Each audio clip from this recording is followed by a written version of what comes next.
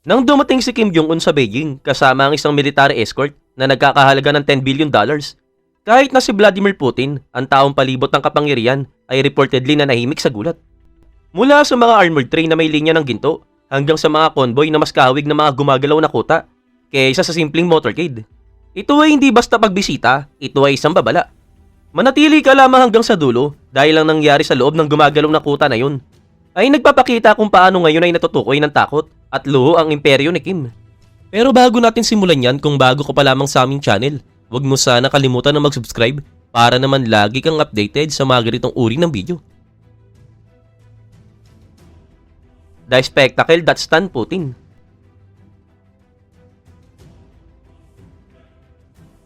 Noong September 2, 2025, nasaksihan ng Beijing ang isang eksena na talagang kakaiba sa modernong diplomasya.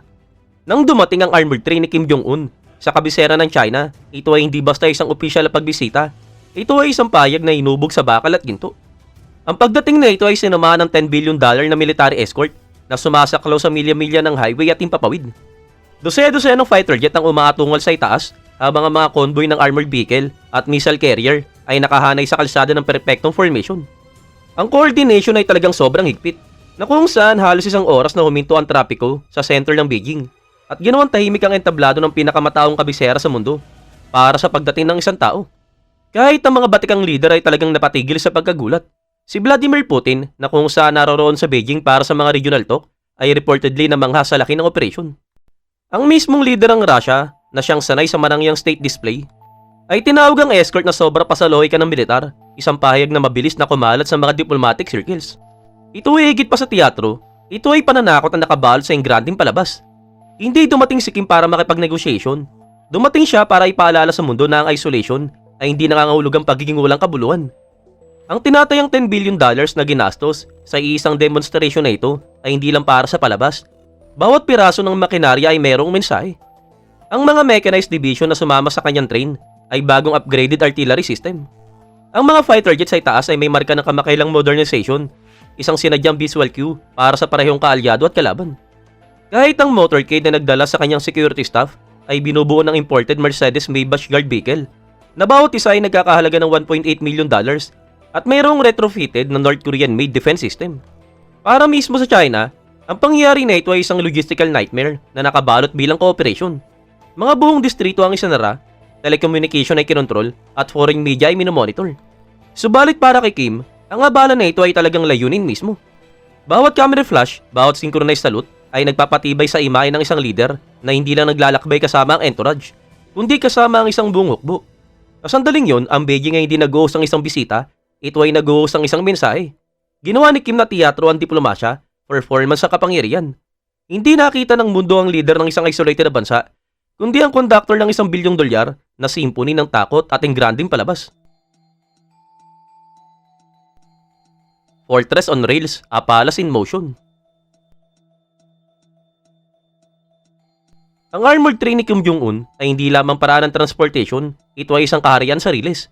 Opisyal, ito ay tinutukoy bilang isang mobile command center, subalit sa paningin ng mga insider, ito ang pinakamabagal na kuta sa mundo.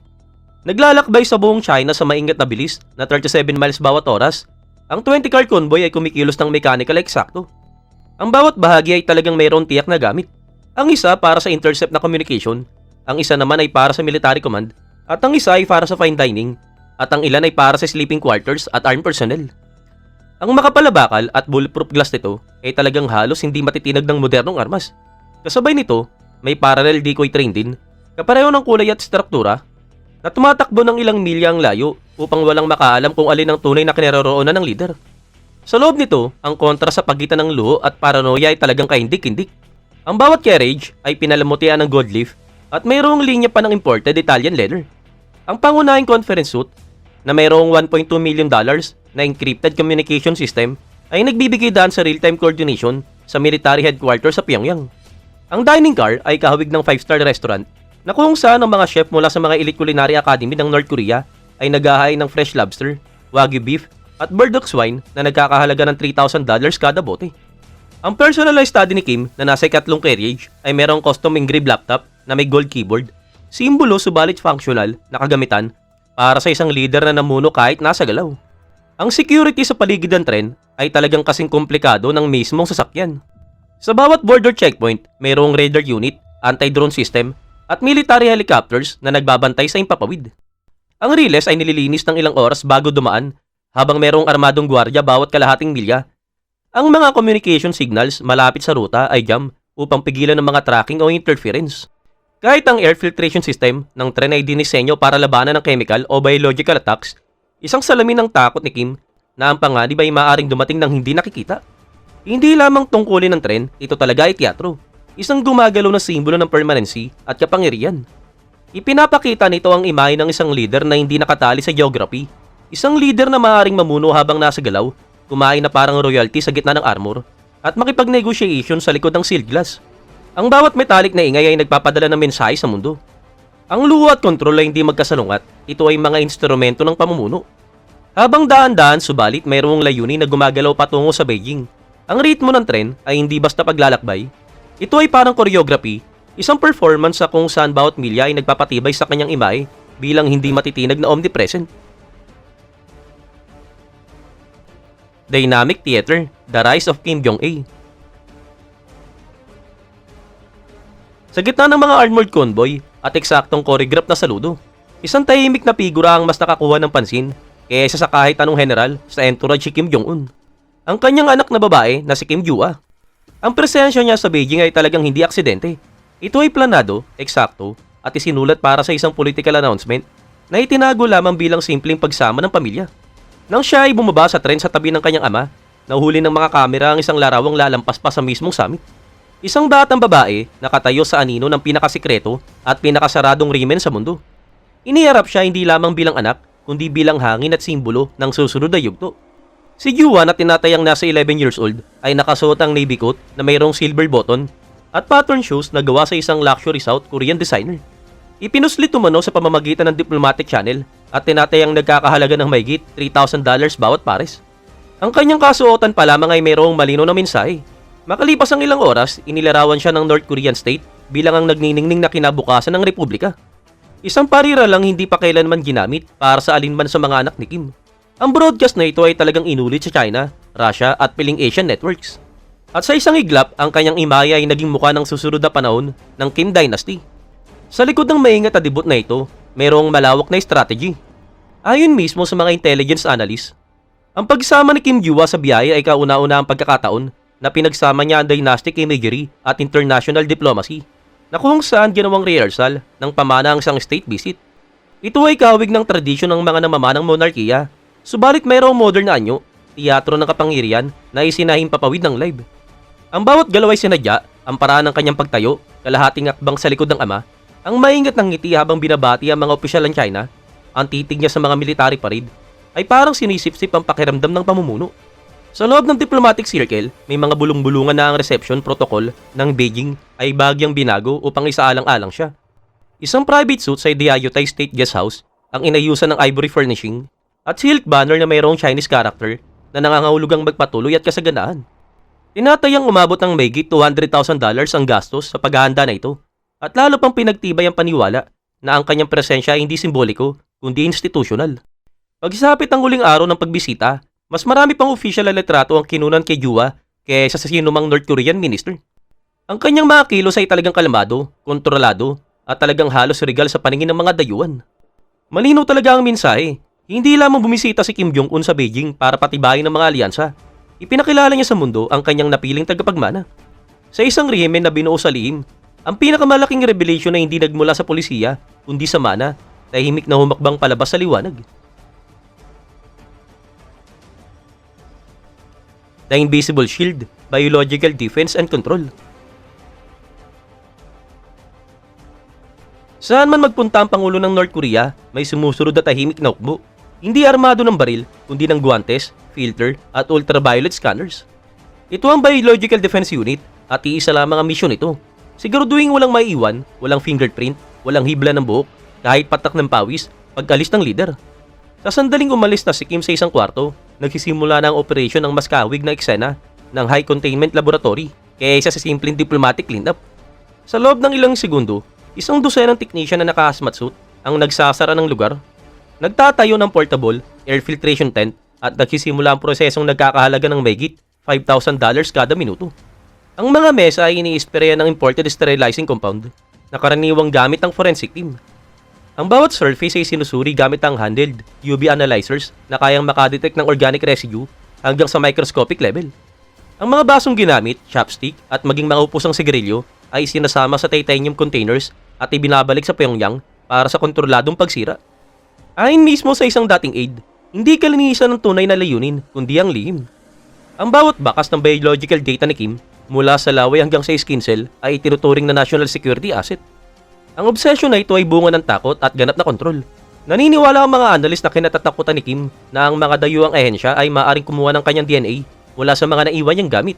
Information na pwedeng maglantad ng kahinaan sa kalusugan o pinagmulan ng kanyang angkan. Ang kagamitan ng biological team ay karaniwang ipinupuslit bilang civilian medical equipment mula sa European suppliers at mayroong kasamang portable genome scanners na nagkakahalaga ng mahigit $2 million. Hindi ito para sa pananaliksik, kundi para sa pagtiyak na walang bakas ng genetic material ang naiwan.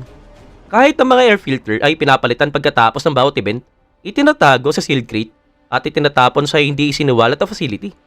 Sa kanyang pagbisita sa Beijing noong 2025, inilarawan ng mga saksi kung paano, ilang minuto matapos magsara ang train doors, isang convoy ng unmarked vans ang pumasok sa meeting site. Sa loob ay mga North Korean technician kasama ang Chinese security officer na nag-supervise ng buong sterilization ng hall. Ang proseso na ito ay tumatagal ng halos 40 minuto na nagdulot ng pagkaantala sa pagdating ng susunod na delegation na nagbunsod ng bulong-bulungan tungkol sa ritual ng hindi nakikita. Para sa mga outsiders, ito ay sobrang labis subalit para kay Kim, ito ay karaniwang protocol. Subalit ang mas malalim na kwento ay nasa simbolismo. Ang ritual na ito ng paglilinis ay hindi lang nagpoprotekta sa leader. Ito rin ay naglalarawan ng rimen, ginagawang procedure ang takot, performance ang privacy, at ang kapangyarihan ay nagiging hindi matitinag kahit sa molecular level. The Supreme Guard Command, loyalty engineered through luxury.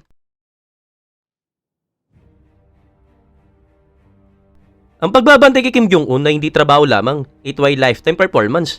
Sa sentro ng makinarang ito ay ang Supreme Guard Command, isang puwersa ng halos 100,000 sundalo na sanay protektahan hindi lamang ang tao, kundi ang mythology sa kanyang paligid. Ang kanilang tungkulin ay lagpas pa sa karaniwang security. Sila ang nagko-choreograph ng buong ecosystem ng katapatan, surveillance at engranding palabas na kung saan eksaktong galaw ay katumbas ang devotion at kahit kaunti ang pag-aatubili ay pwedeng magdulot ng pagkawala ng karera o mas malala. Ang bawat operatiba ay pinipili sa pamamagitan ng taon ng background check, tinutuntun ng pamilya hanggang sa 3 generation upang matiyak na walang political blemish o bakas ng simpatya sa ibang bansa. Ang mga pumasa ay ginagantimpalaan ng pribilehiyo, bihira sa mga North Korean ang nakakalam. Sila ay naninirahan sa mga walled compound sa labas ng Pyongyang. Kumpleto sa gym, imported electronic at buwan ng stipend na lampas sa karaniwang sahod sa bansa. Ang kanilang mga uniforme, tailored tactical suit na may Kevlar fiber ay nagkakahalaga ng $25,000 bawat isa. Ang mga armas ay custom issue. Marami ang ipinapasok gamit ang Palsong Manifest, Swiss-made optic, modified Russian sidearm, at encrypted communication system ang nabuo sa pakikipagtulungan sa China defense suppliers. Subalit ang talagang pinakakaiba sa aspeto ng Supreme Guard Command ay hindi ang laki o kagamitan nito, kundi ang choreography.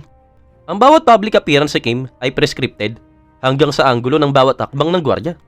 Ang outer rings ay seamlessly na nakikihalo sa crowd habang ang inner circle ay bumubuo ng living wall na sumusunod sa bawat galaw niya. Kapag siya ay naglalakad, 50 lalaki ang sabay-sabay na nagpipibot, bumubuo ng diamond-shaped perimeter na nag-flex habang siya ay lumiliko o bumabati sa bisita. Ang formation ay mas kawig ng ritual kaysa sa simpleng security maneuver, isang gumagalaw na simbolo ng authority na pinino sa loob ng dekada sa mga government buildings. Ang Supreme Guard Command ay kumukontrol sa bawat corridor. Ang mga surveillance team ay nagmamonitor hindi lamang sa general at minister, kundi pati na rin sa foreign visitors. Ang katapatan ay pinapalakas sa pamamagitan ng marangyang regalo, imported watches, kotse, na nagkakahalaga ng mahigit $300,000. Lahat ay paalala na ang privilege ay nakasalalay sa proximity sa leader. Ayon mismo sa isang defector, ang sistema ay parang golden cage, maganda sa loob, mapanganib sa labas. Noong 2025 Beijing Summit, ang unit ay gumawa ng mga military theater level precision. Ang bawat galaw, bawat salute, bawat tingin ay rehearse upang ipakita ang ilusyon ng absolute unity. Subalit sa likod ng disiplina ay nakatago ang mas madilim na katotohanan. Ang layunin nila hindi lamang protektahan si Kim mula sa mga kaaway, kundi protektahan siya mula sa sariling imperyo. The Subterranean Empire, Palace Beneath the Nation. Sa ilalim ng bansa, nakatago ang mga palasyo. Sa ilalim ng mga bundok ng Pyongyang at sa kahabaan ng rugged Eastern Coast ay isang invisible kingdom. Habang ang ibabaw ng North Korea ay nagpapakita ng austerity at military discipline, ang ilalim ay ibang mundo. Isang lugar na ginawa para sa comfort, kaligtasan at ganap na kontrol. Ang mga bunker na ito ay hindi Cold War relics. Ito ay architectural masterpiece. Idinisenyo upang masuportahan si Kim at ang kanyang elite ng buwan-buwan kahit pa matapos ang nuclear conflict. Nakakakilala ang satellite analyst ng hindi bababa sa 12 major complexes. Ang bawat isa ay konektado sa secret rail line at tunnel system na umaabot ng milya-milya. Ang mga entrada ay nakatago bilang warehouse o power station, subalit sa loob, makikita ang malawak na chamber na parang royal hotels. Italian marble floors, French crystal chandeliers, at European oil paintings ang nag-a-adorn sa mga silid na nagsisilbi bilang living quarters at command centers. Ang isa sa mga pinakamalalaking site na pinaniniwalaang nasa ilalim ng Mount Myeoyang ay tinatayang nagkakalaga ng $250 million para matapos. Kumpleto sa climate control vault, cinema at isang subterranean conference hall na kayang maglaman ng 500 katao. Ang bawat facility ay dinisenyo para sa luho, subalit nakatago bilang pangangailangan. Ang ventilation system ay naghahatid ng purified spa-grade air sa pamamagitan ng ionized filters, habang ang mga hydroponic gardens ay nagpo-produce ng fresh vegetable sa ganap na isolation.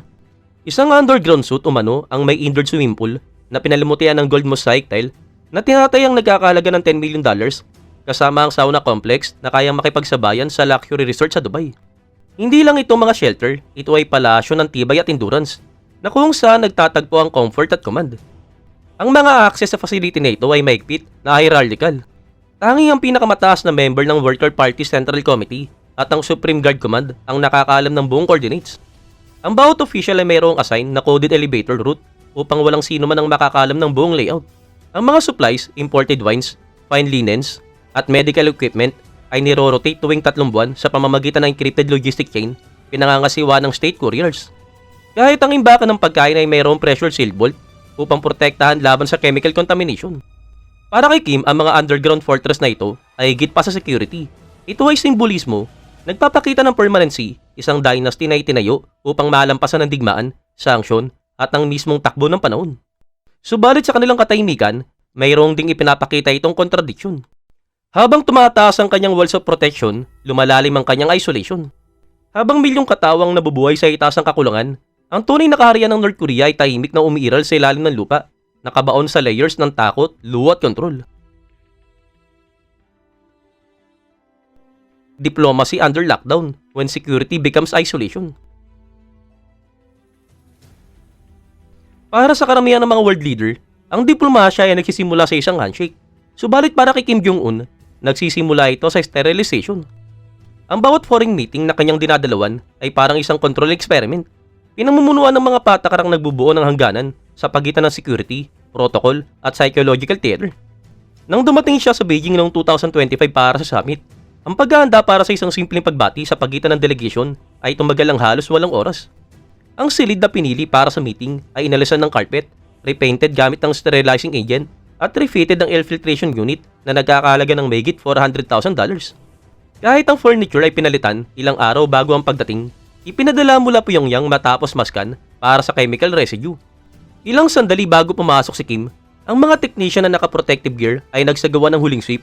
Pinapalis ang mga mesa, sinasara ang mga bintana at ini-sprayan ng hangin gamit ang vaporized neutralizing mist. Sa likod ng kamera, ang mga Chinese official ay nakamasid, half curious at half bewildered. Ang handshake na sumunod ay tumagal ng mas mababa sa 10 seconds, subalit ito ang pinakamahal na pagbati ng taon. Ang bawat segundo ay parang layer ng pag-iingat, biometric screening, double airlock, at isang final command mula sa inner security ring ni Kim na kilala bilang Phase Zero. Inilarawan ng mga analyst ang engagement ni Kim bilang theater of distance na kung saan kahit ang mga kalyado ay nananatiling nasa distansya, literal at political. Sa Beijing meeting, lumabas sa leak footage ang mga technician na naglilinis ng hall matapos ang kanyang pagkalis, kinokolekta ang mga disposable cup, guwantes at napkin para sa control disposal. Ang video na ito ay talagang nag-viral sa social media na napanood ng mahigit 30 milyong katao sa loob ng 24 hours. Ang layunin bilang patunay ng disiplina ay naging simbolo ng isolation, isang sulyap kung gaano kalalim ang takot na pinagsama sa pamamahala sa Pyongyang. Sa likod ng perfection ng mga encounter na ito ay may irony. Ang parehong precaution na nagpoprotekta sa kanya ay siya ring nagkukulong sa kanyang sarili. Ang bawat diplomatic room ay nagiging quarantine zone, ang bawat pag-uusap ay isang risk assessment. Habang ang mga world leaders ay nagna-navigate ng alyansa sa pamamagitan ng dialogue at unpredictability, si Kim Jong-un ay nagna-navigate gamit ng sterile precision. Ang resulta ay isang paradox, isang ruler na may absolute authority, subalit nakikipag-negotiation mula sa likod ng invisible glass na kulong sa hangganan ng sariling security. The economics of fear, the true price of control.